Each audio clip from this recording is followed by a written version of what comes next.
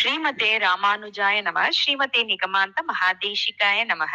ಶ್ರೀರಂಗನಾಥ ಪಾದುಕಾ ಸಹಸ್ರೆ ಸನ್ನಿವೇಶ ಪದ್ಧತಿ ಪಂಚವಿಂಶಿ.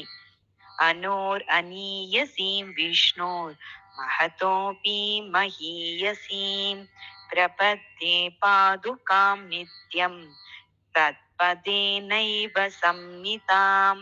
ಅನೋರ್ ಅನೀಯಸೀಂ ವಿಷ್ಣೋರ್ ಮಹತೋಪಿ ಮಹೀಯಸೀಂ ಪ್ರಪದ್ಯೆ ಪಾದುಕಾಂ ನಿತ್ಯಂ ತತ್ಪದೇನೈವ ಸಂಹಿತಾಂ. ಪ್ರತಿಷ್ಠತಿ ಪಾದ ಸಂಹಿತಾಯಾಂ ತ್ವಯಿ ನಿತ್ಯಂ ಮಣಿಪಾದುಕೆ ಮುಕುಂದಃ. ಇತರೇ ತು ಪರಿಚ್ಛದಾಸ್ತ ಏತೆ ವಿಭವ ವ್ಯಂಜನ ಹೇತವೋ ಭವಂತಿ. ತವ ರಂಗ ನರೇಂದ್ರ ಪಾದ ರಕ್ಷೆ ಪ್ರಕೃತಿ ಸನ್ನಪಿ ಭಕ್ತಿ ಪಾರತಂತ್ರ್ಯಾತ್. ಭವತೀಂ ವಹತೀವ ಪನ್ನಗೇಂದ್ರಃ ಪ್ರತಿತ ಸ್ವಸ್ತಿಕ ಲಕ್ಷಣೈಶಿರೋಭಿಃ.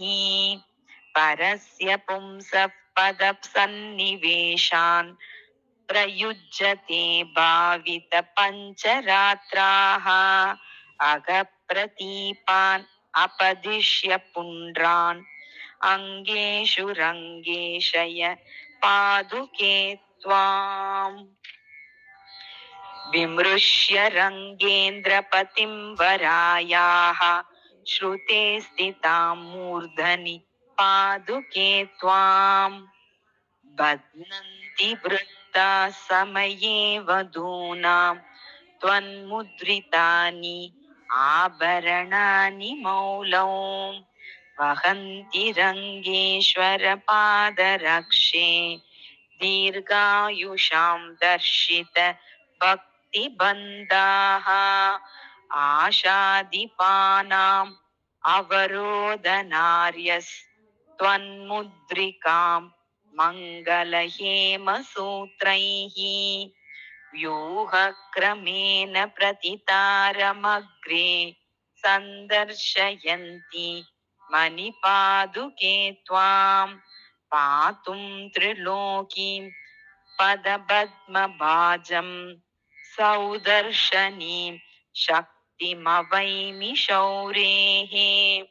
ಬದ್ಧಾಸಿಕಾ ಕನಕ ಪಂಕಜ ಕರ್ಣಿಕಾಯಾಂ ಮಧ್ಯೆ ಕೃಶಾ ಮುರಾರಿಪೋರ್ ಮಣಿಪಾದುಕೆ ತ್ವಂ. ಸಂದೃಶ್ಯಸೆ ಸರಸಿಜಾಸನಯಾ ಗೃಹೀತಂ ರೂಪಾಂತರಂ ಕಿಮಪಿ ರಂಗ ವಿಹಾರ ಯೋಗ್ಯಂ.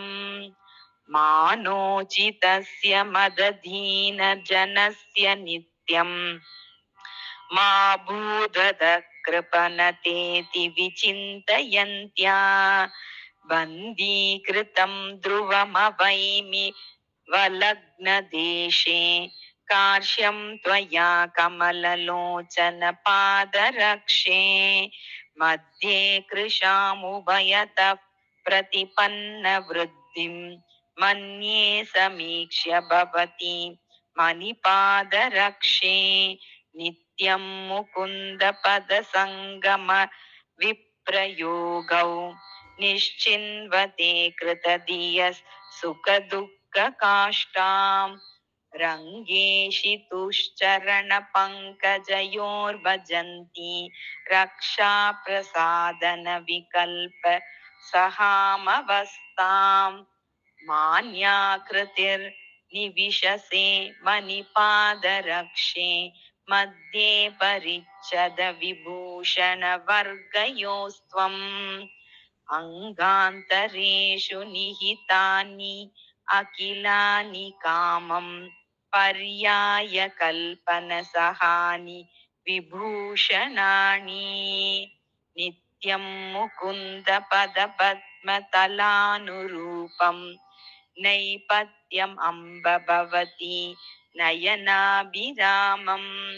ಯೇ ನಾಮ ಭಕ್ತಿ ನಿಯತೈಸ್ತವ ಸನ್ನಿವೇಶಂ ನಿರ್ವಿಶ್ಯ ನೇತ್ರಯುಗಲೈರ್ ನ ಭಜಂತಿ ತೃಪ್ತಿಂ.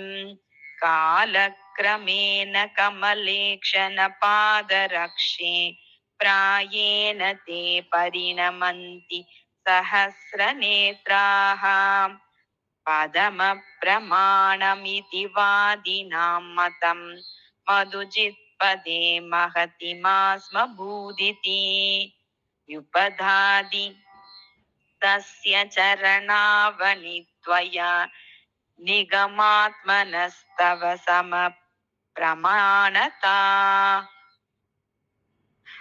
अप्रभूतमवभवज्जगत्त्रयं यस्य मातुमुदितस्य पादुके अप्रभूतमभवज्जगत्त्रयं यस्य मातुमुदितस्य पादुके अप्रमेयममितस्य तत्पदं नित्यमेव ननु सम्मितं त्वया आलवालमिव भाति पादुके पादपस्य भवति मधुद्विषः यत्समीपविनतस्य शूलिनः सारिणी भवति मौलिनिम्नगा मोदमानमुनिवृन्दषट्पदा भाति मुक्तिमकरन्दवर्षिणी कापि रङ्गनृपतेः पदाम्बुजे कर्णिका कनकपादुकामयी युगपदनुविदास्यन् यौवतं तुल्यरागं यदुपतिरधिचक्रे यावतो रूपभेदान् तदितमतिविकल्पं बिभ्रति सन्निवेशं तव खलु पदरक्षे तावती मूर्तिरासीत् तद्वृत्तेरनुगुणतया वामनीं व्यापिनीं वा प्राप्ते रङ्गप्रथितविभवे भूमिकां सूत्रधारे मन्ये विश्वस्थितिमयमहा नाटिकां नेतुकामा नानासंस्था भवति भवती पादुके नर्तकीव माने परं समाने प्रत्यक्षे नागमेनापि हरिचरणस्य तवापि तु वैषम्यं रक्ष्य रक्षकत्वाभ्याम् माने परं समाने प्रत्यक्षे नागमेनापि हरिचरणस्य तवापि तु वैषम्यं रक्ष्य रक्षकत्वाभ्याम् इति श्रीरङ्गनाथपादुका सहस्रे सन्निवेश पद्धतिः 25